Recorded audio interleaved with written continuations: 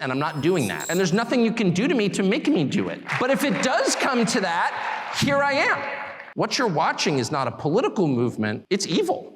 We all know by now that Tucker Carlson and Fox have parted ways, but in this video, I want to highlight his last speech for the Heritage Foundation. Tucker touches something that transcends politics and cultural debates. He perfectly encapsulates the essence of the issues that we are facing in the world. So I hope this resonates with you as much as it did me, and let's get into the clips. But here are two conclusions I've come to, which I think are slightly less depressing than the most obvious, which is the country's really going at high speed in the wrong direction.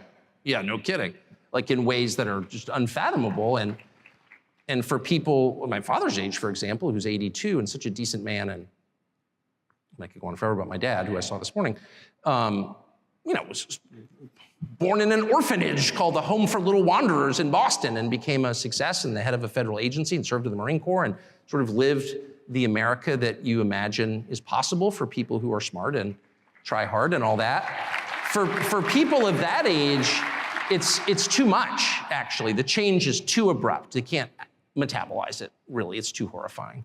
But for those of us who are still engaged in trying to figure out what this means and not just repelled by it, I would say two things that I think we're thinking about. The first is you look around and you see so many people break under the strain, under the downward pressure of whatever this is that we're going through. And you look with disdain and sadness as you see people you know become quislings, you see them revealed as cowards, you see them going along with a new thing, which is clearly a poisonous thing, a silly thing. Saying things they don't believe because they want to keep their jobs. If there's a single person in this room who hasn't seen that through George Floyd and COVID and the Ukraine war, raise your hand. Oh, nobody? Right, you all know what I'm talking about. And you're so disappointed in people. You are, and you realize that the herd instinct is maybe the strongest instinct. I mean, it may be stronger than the hunger and sex instincts, actually. The instinct, which again is inherent to be like everybody else and not to be cast out of the group, not to be shunned, that's a very strong impulse in all of us from birth. And it takes over, unfortunately, in moments like this, and it's harnessed, in fact, by bad people in moments like this to produce uniformity. And you see people going along with this and you lose respect for them. And that certainly happened to me at scale over the past 3 years. I'm not mad at people, I'm just sad, I'm disappointed. How could you go along with this? You know it's not true, but you're saying it anyway? Really, you're putting your pronouns in your email? You're ridiculous. But no one else thinks it's ridiculous. Oh no, it's your pronouns in the email. What does that even mean? What does it even mean? You're saying things you can't define. LGBTQIA+? Who's the plus? The plus is invited to my show anytime. Find a plus and I'll interview him. What's it like to be a plus? Am I a plus? I'm serious. I feel like I'm an addition. Does that make me a plus? No one even knows what it is. And the whole society, LGBTQIA+. All right, what's the plus? Oh, shut up, racist. Okay. So you see the sadness happening. But there is, as there always is, this is a fact of nature and theology and of observable reality, there is a countervailing force at work always. There's a counterbalance to the badness. It's called goodness. And you see it in people. So for every 10 people who are putting he and him in their electronic JP Morgan email signatures, there's one person who's like, no, I'm not doing that. Sorry, I don't want to fight, but I'm not doing that. It's a betrayal of what I think is true. It's a betrayal of my conscience, of my faith, of my sense of myself, of my dignity as a human being, of my autonomy. I am not a slave. I am a free citizen, and I'm not doing that. And there's nothing you can do to me to make me do it. And I hope it won't come to that. But if it does come to that, here I am. Here I am. It's Paul on trial. Here I am. Now, the reason why that resonates with me so much is because over the past few years, I found myself at times shocked and deflated at the incredible amount of pure cowardice that I see around me. I was in Australia during the Rona, and what I saw was primarily spineless, apathetic cowards who, instead of finding some sort of inner fortitude, turned to the government to keep them safe. They happily stood by and at times cheered while idiot politicians destroyed the fabric of our country. I've watched people bend the knee to wokeness in the most baffling ways. People will self-censor and refuse to criticize bad ideas out of fear of retribution from some blue-haired mob. They'll refuse to defend the truth and, even worse, stand by idly while those that do defend the truth are crucified. So many times I've watched mainstream news anchors look the nation directly in the eye and espouse blatant lies and propaganda. And I just think to myself, where are your balls? What do you have in life if you don't have your word? Don't you care about having some sort of moral fiber? Like, doesn't that eat away at you? Is it really worth the paycheck? And I actually can't comprehend this level of cowardice because personally, I wouldn't be able to live with myself. And I look at those who sold their soul with an element of pity, but also, if I'm honest, quite a bit of contempt. I think that we as humans have a duty to defend the truth. But then I look around and I see people who have the moral fortitude and the bravery to go against the grain. And I just look at them with such admiration. And I'm so proud of them, and I get it. I get why they do it. Despite the fact that they will no doubt suffer significant personal costs, but it's so refreshing to see people who are guided and empowered by truth and freedom. And obviously, if you've made it this far into the video, then you've probably got a story of your own. So I'm really interested to hear it, guys. Let me know in the comments about your story. I love reading that sort of stuff.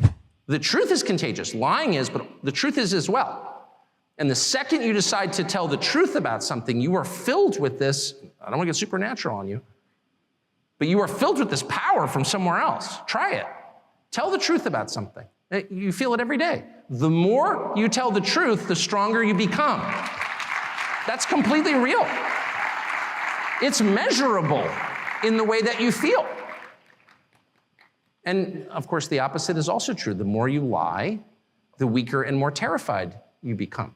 We all know that feeling. You lie about something and all of a sudden you're a prisoner of that lie. You are diminished by it. You are weak and afraid. Here's the second thing I'd like to say before I get to the conversation with Dr. Roberts, which is that it might be time to start to reassess the terms we use to describe what we're watching. So when I started at Heritage, the presumption was, and this is a very Anglo-American assumption, that the debates we're having are kind of rational debates about the way to get to mutually agreed upon outcomes, right? So like we all want the country to be more prosperous and free and people to be less oppressed or whatever. And so we're gonna argue about tax rates, and I think higher tax gets us there. I'm like Keynesian and you disagree, you're an Austrian or whatever. But the objective is the same.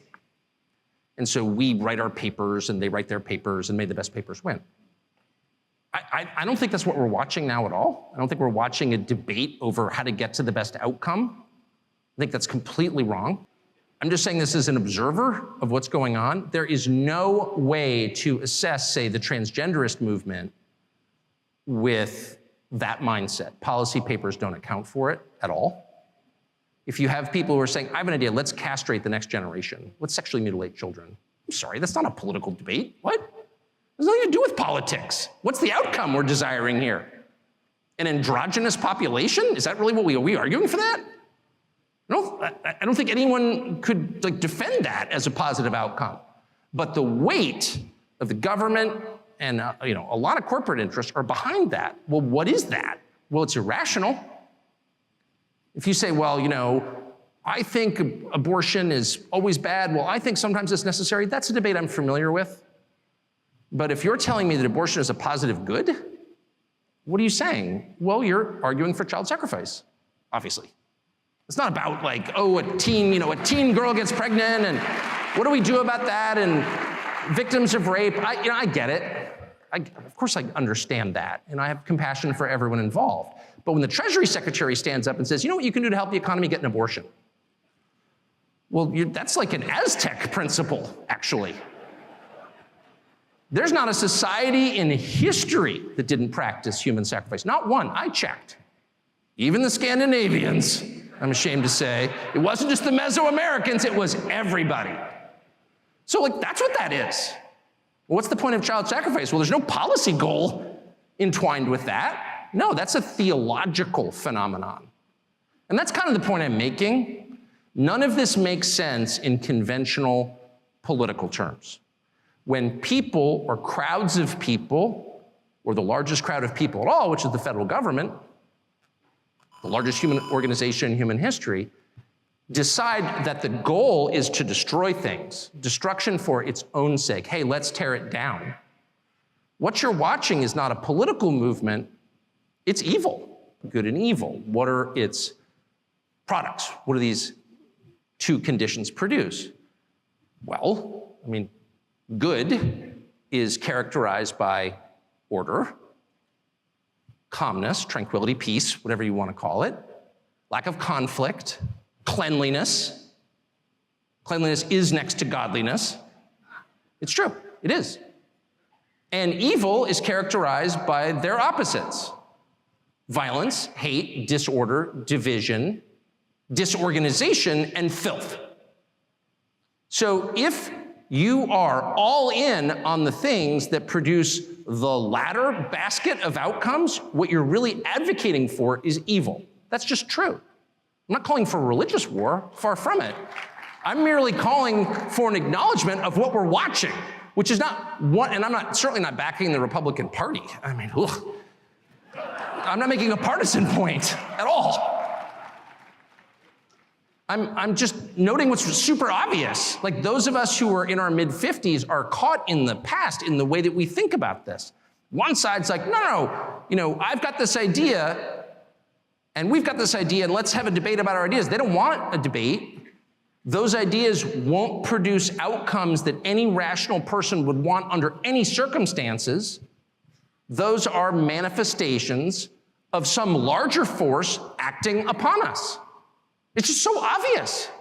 It's completely obvious. Tucker just said something that I and many others have been feeling for quite a while now. It does feel like what we're going through is bigger than politics. It's bigger than a cultural debate. It feels like there are larger and more nefarious forces at play. And Jake from 4 or 5 years ago would probably watch this video and think that I've gone crazy. But it's something that's kind of hard to deny after a while, especially when you see some of the sickness that has engulfed our culture, when you see some of the things that go on in Hollywood. And if you know, guys. It's probably a video for Rumbles or my locals. And also when you see certain corporations and governments that profit from and actually thrive on the perpetuation of war and have no regard for human life. And you guys know I can't say too many names, but then you have other corporations that rely upon human suffering so that people will buy their remedies. These are extremely powerful forces that don't want people to be happy and healthy because it's bad for business. And these are also the big political donors, and they're the people that are financing and sponsoring big media companies. The evil really does run deep, and I'm wondering what you guys think about it. Is this a metaphysical conversation about good and evil? Are there darker forces at play, or do you think it's purely human behavior and human decisions that have gotten us to where we are now? And rapper and political commentator Zuby made a really interesting tweet the other day, and I'll read that to you now. I think a lot of stuff going on in the West is demonic. I don't just mean that metaphorically. Like, I genuinely think that people are being influenced by Satan and possessed by evil spirits that we can't totally comprehend. And I tend to agree with that. And like Tucker, I don't really want to get all woo-woo about it, but it could be true, and we need to be thinking about antidotes to this. And I think Tucker nailed it when he said chaos, lying, ugliness, filth, moral weakness and degeneracy, and more. In this time of just pure chaos, we need to be creating order in our lives and in our family, in our community. We need to be striving towards truth on the macro level in terms of established, objective, like universal worldly truths, but also on the micro level, being truthful and honest in our own lives, because otherwise, one little lie, one little concession turns into 5. And the snowball effect then just continues until we've made 1,000 concessions, until we're morally frail and weak, and we don't have a grasp on reality and truth. If you're going to be swept away when a light breeze of falsehood comes along, then what the hell happens when the impetuous tsunami of lies comes to you? You certainly won't be able to protect yourself and your home and your family. And if you guys want to learn more about why Tucker was really let go, I'd recommend watching JP Sears' video, where he does an awesome breakdown of the whole web of power and how it all works and who owns what. Fantastic video. And of course, like always, guys, if you want to reach out to me on social media and if you want to join the Rattlesnake community, then hit those links in the bio and at the top of the comments. If you want to watch another video, click right here. Till next time, I'm Jake. This is Rattlesnake TV, keeping you armed and dangerous.